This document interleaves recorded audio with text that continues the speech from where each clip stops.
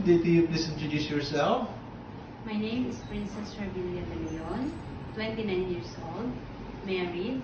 I have 2 children, 2 sons, 2 years old and 10 years old.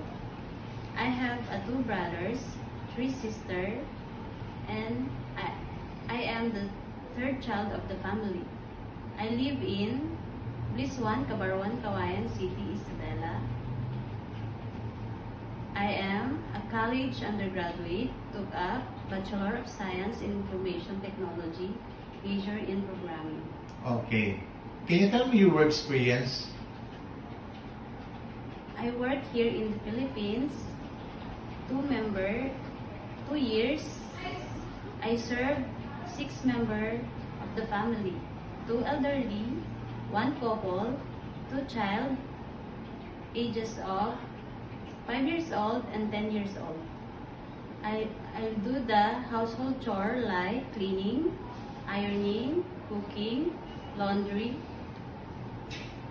and marketing. My main duty is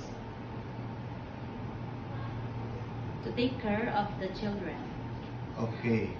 In your previous employer, how would you take care of the children, especially when sick? I am always securing the safety of the children.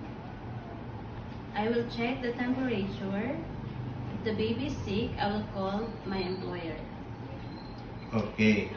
How would you describe yourself? I am a hardworking, honest, responsible, and I'm willing to learn. Do you have any tattoo?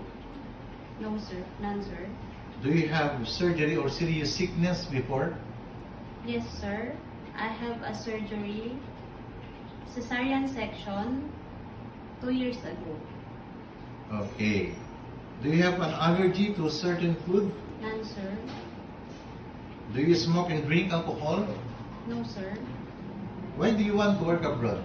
I want to work abroad to provide my family needs, especially my children, and financially stable in future. Okay. If you get hard, who will take care of your children? My in-laws and my mother.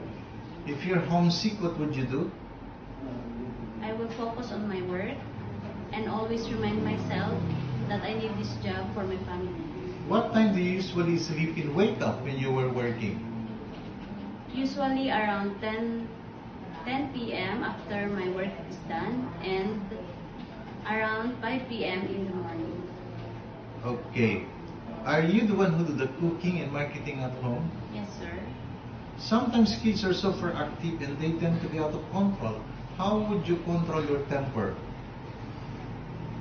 More patience, and I will calm myself with dealing with them. Okay. Do you accept no day off but to be paid instead by your employer? Yes, sir.